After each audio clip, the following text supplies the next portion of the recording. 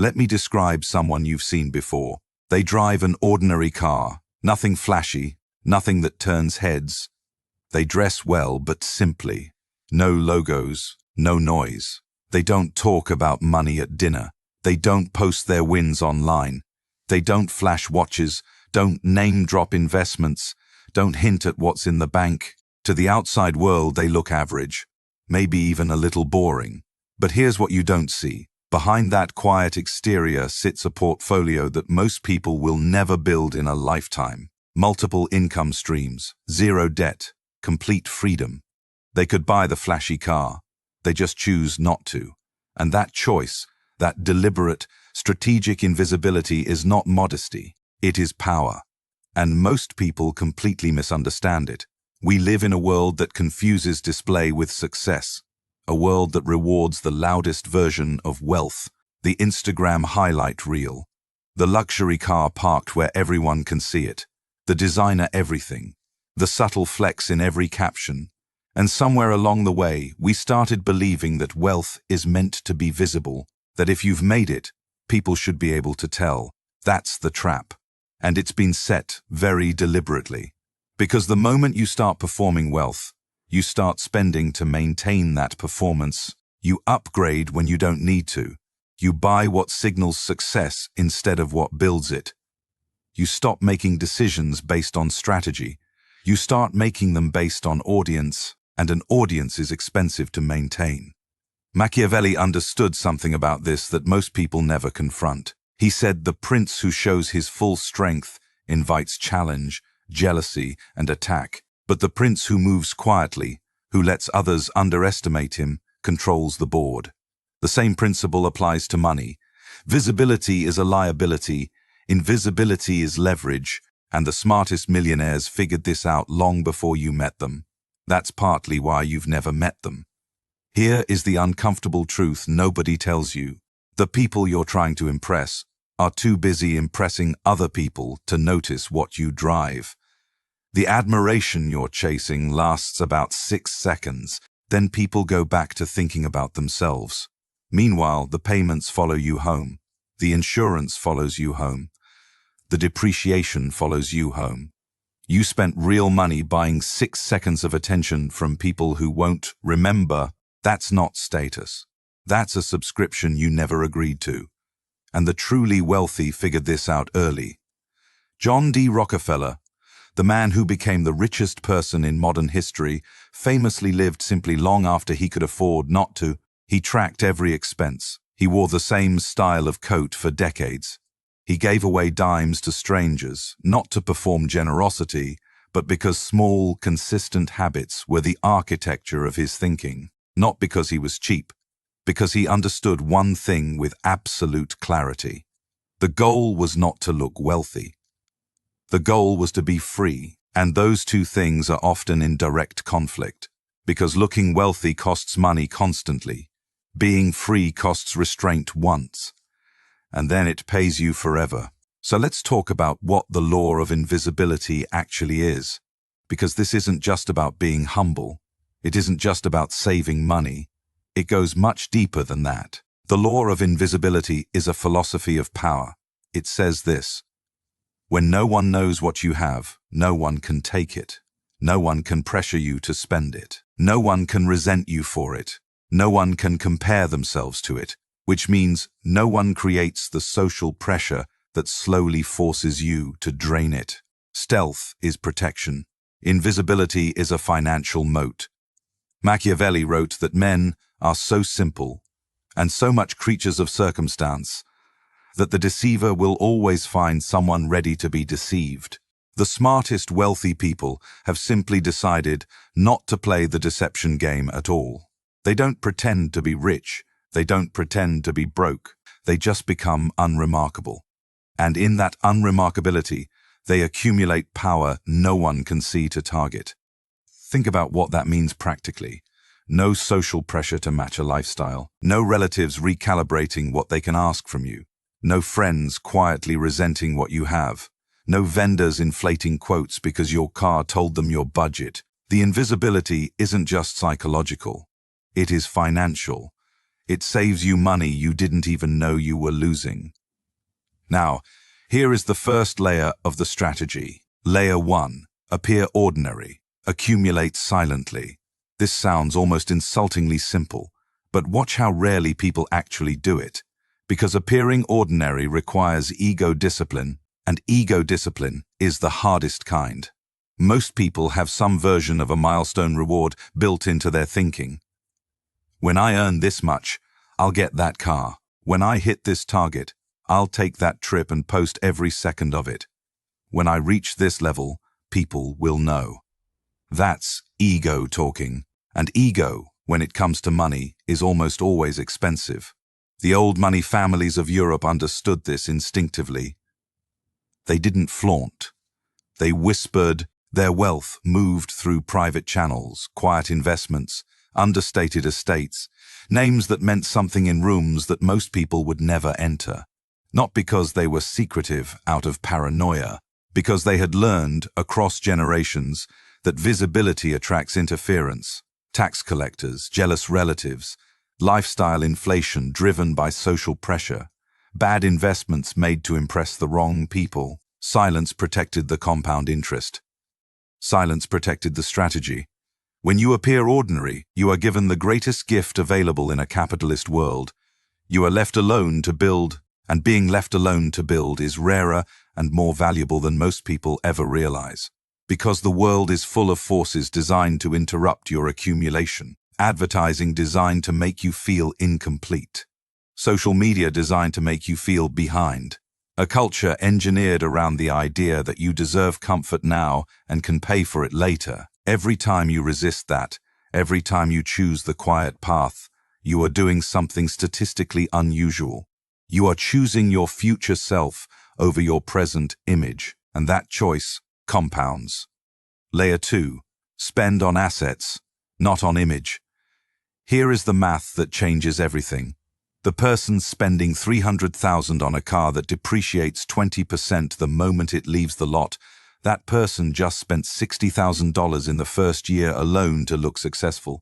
The person spending $300,000 on an asset that appreciates, that person just bought something that will give them money while they sleep. Same amount, completely different direction. One buys an audience, the other buys freedom. This is not about being cheap. This is about what you're actually purchasing. Because every purchase is a vote for your present image, or a vote for your future freedom. And most people, without realizing it, vote against themselves daily. The subscription they barely use, the upgrade they didn't need, the restaurant because cooking felt beneath the income level they want to project. The new phone 6 months before the old one stopped working because something newer existed and being seen with the old one felt like a statement. None of it feels significant in the moment. That's the trick.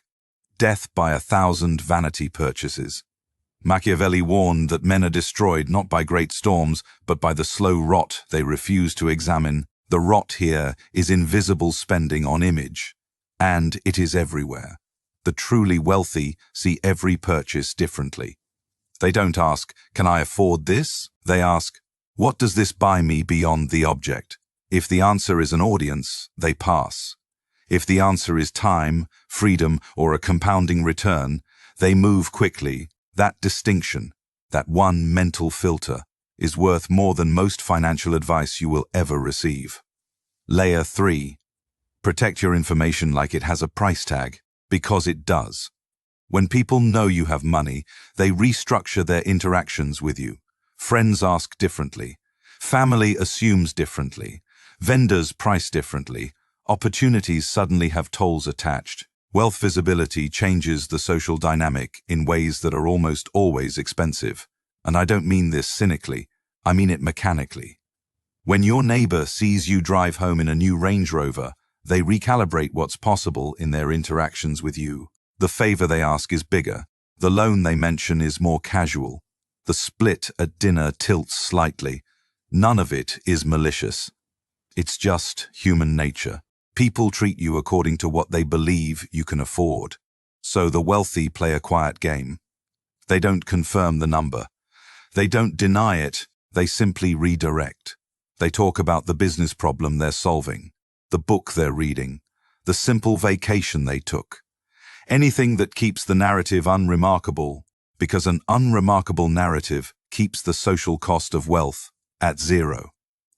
Warren Buffett still lives in the house he bought in 1958 for $31,500, not because he can't afford better, because the house costs him nothing in social friction.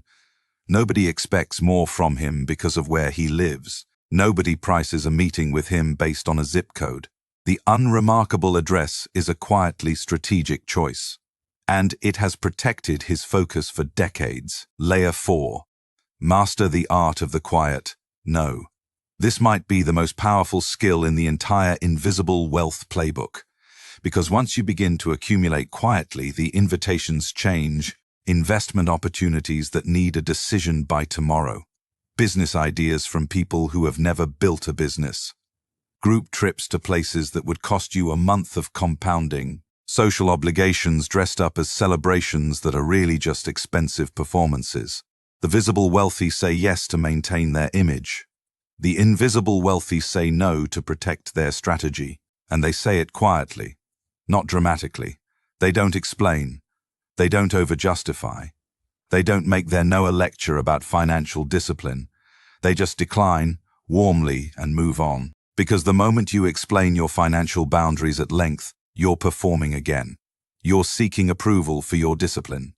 And that approval seeking is its own kind of leak. Machiavelli said a prince should never explain every decision. The need to explain reveals the need to be understood.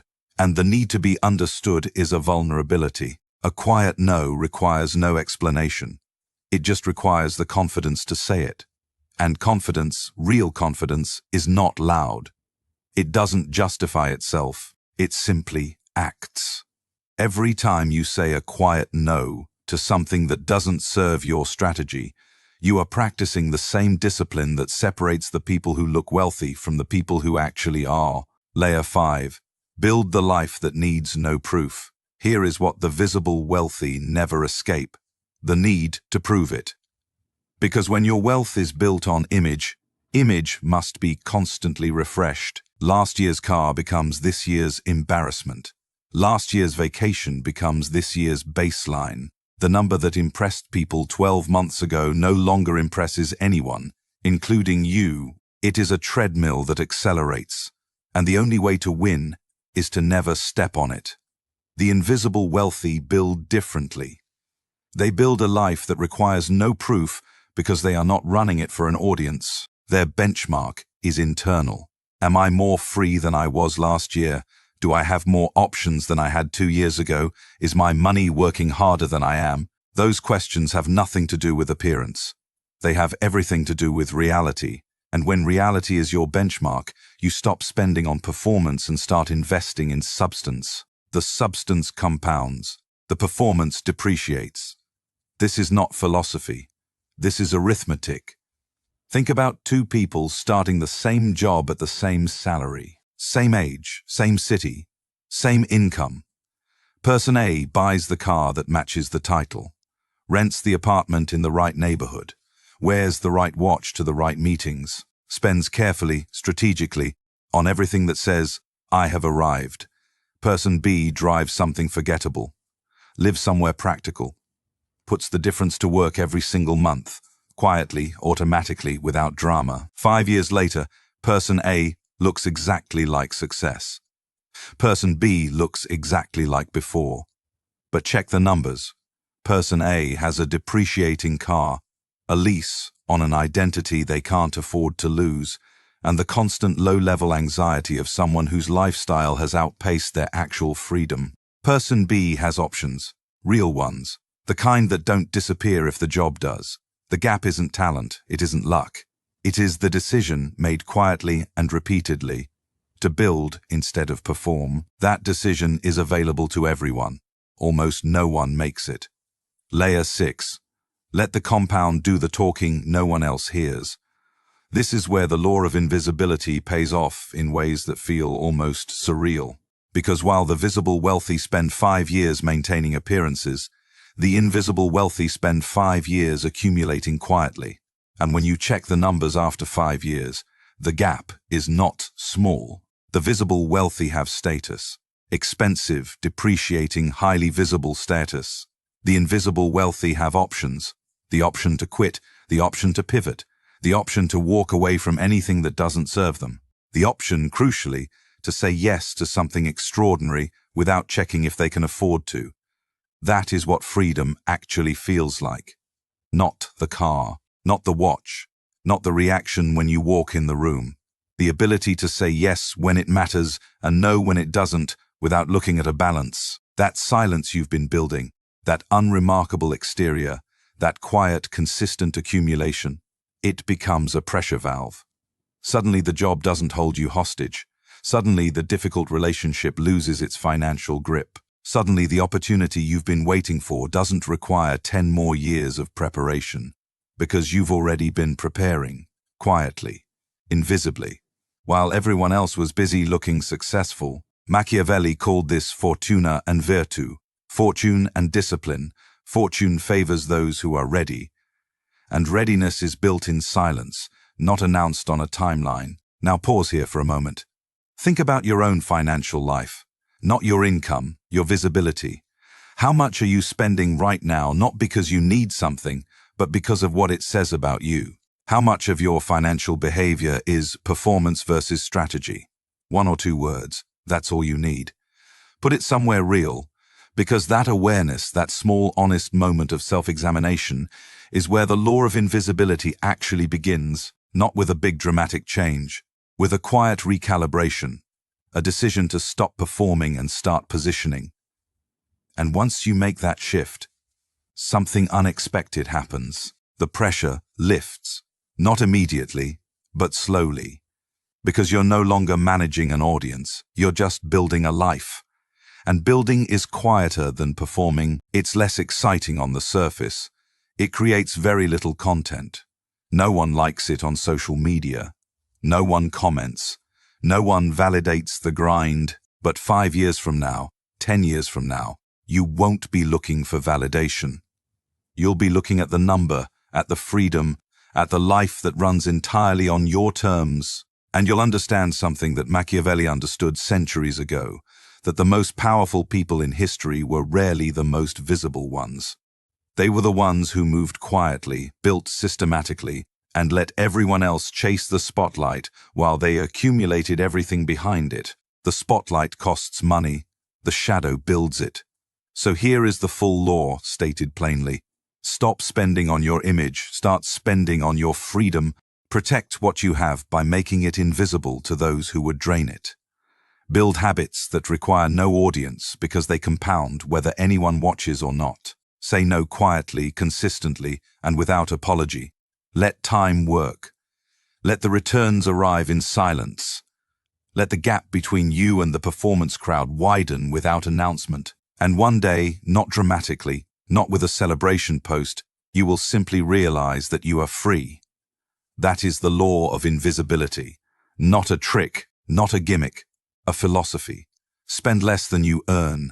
Invest the silence. Protect the information. Decline the performance. Let the compound run.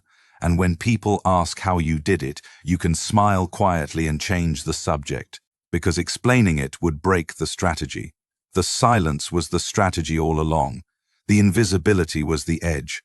The ordinary exterior was the armor. While others chased the spotlight, you became unremarkable. And unremarkable, quietly, became unstoppable. If something in this shifted the way you see yourself, even slightly, don't stop here, because what you've heard is the surface. There are deeper layers to the psychology of wealth, to the way power actually moves, to the quiet decisions that separate the people who build from the people who only look like they are building. Most people will watch this and move on. A few will stay and change. Decide which one you are. Subscribe, because every video here is built to sharpen that decision. No noise, no performance, just strategy. And strategy, when followed quietly and consistently, is the only thing in personal finance that has never failed anyone who committed to it. Not income, not luck, not timing, strategy, silence, and time. Those three things in the right order have built more lasting wealth than every loud, visible, celebrated shortcut combined. Remember that every time the noise pulls at you. Remember that every time the performance tempts you. The quiet path is not the easy one, but it is the one that actually arrives somewhere.